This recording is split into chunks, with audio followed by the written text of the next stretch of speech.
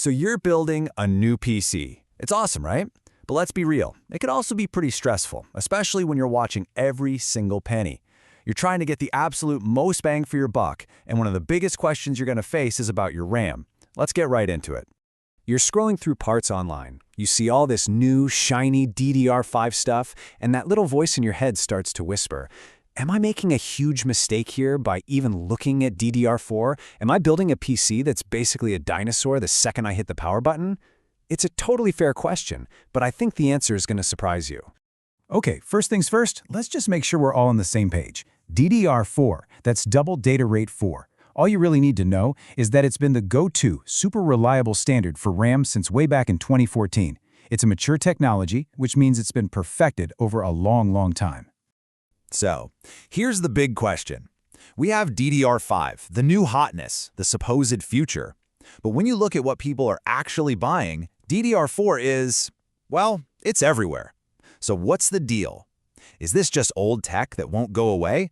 Or is there a really smart reason it's still the king for so many PC builders? Well, the answer really comes down to three huge, and I mean huge, factors. We're talking about its massive compatibility, a price point that you just can't beat, and performance that is honestly more than good enough for what most of us are doing. So yeah, let's break that down. First up is compatibility. Just think about it for a second. There are literally millions and millions of motherboards out there built for DDR4. But what's really wild is that even brand new CPUs from both Intel and AMD still support it. That gives you this gigantic, flexible ecosystem of parts to pick from, making it so much easier to hunt down a good deal. And now let's get to the main event for any budget build, the price. See, here's the thing. DDR4 has been in production for over a decade. The factories have that manufacturing process down to a science, which makes it super cheap to make. DDR5, on the other hand, is the new kid on the block. The factories are newer, they're less efficient, and you better believe that extra cost gets passed right on to you. And this chart spells it out perfectly. The price difference we're talking about isn't just a couple of bucks. On a standard 32-gig kit, you could be saving anywhere from $40 to $80. Now think about what that money could get you instead. That's a bigger SSD or a real step up on your graphics card, an upgrade you'll actually feel every single day. Okay, you're thinking, but what about performance? Is DDR5 just way faster? Well, for most people, the answer is a pretty shocking no. Seriously, if you're gaming, browsing the web, doing your everyday stuff, you would have an incredibly hard time telling the difference between a good DDR4 system and an entry-level DDR5 system. The real-world gains just aren't there for the average person. Now, let's be super clear about this. The industry is, without a doubt, moving to DDR5. It is the future. But that transition is a slow burn, and it's really important to understand who that future is for right now. So who actually needs that insane bandwidth from DDR5 today? We're talking about really specific, high-end stuff. Think pros doing heavy AI or machine learning work. Think massive data centers or scientists running incredibly complex simulations. For everyday gaming, it's kind of like buying a Formula One car to go get groceries. And this right here is the hidden trap. Moving to DDR5 isn't just about buying new RAM. Nope, it forces you into a whole new platform.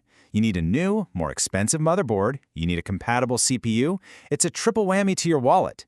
The DDR4 path, on the other hand, has a way lower cost of entry, and it might even let you reuse some parts you already have. All right, so let's bring it all home. It's time for the verdict, and it's all about making the smartest choice for your build and, maybe more importantly, for your bank account. So after weighing all of it, the huge compatibility, the massive price advantage, and the real-world performance, we have to come back to that one big question. Is DDR4 officially a thing of the past? And the answer is a clear, confident, and resounding not at all. It is not a dead end.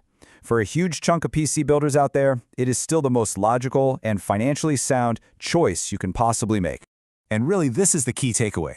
DDR4 is the proven workhorse. It's reliable, it's cheap, and it is more than powerful enough for what almost all of us are actually doing on our computers. It's still a vital, powerful, and very smart part of building a PC today. So as you start planning your next build, here's one last thing to think about. What if, for a builder on a budget, the smartest choice isn't the newest one, but the most experienced one? Choosing DDR4 isn't a compromise, it's a strategy. It's a smart move to get the absolute best performance for your money right where it really matters.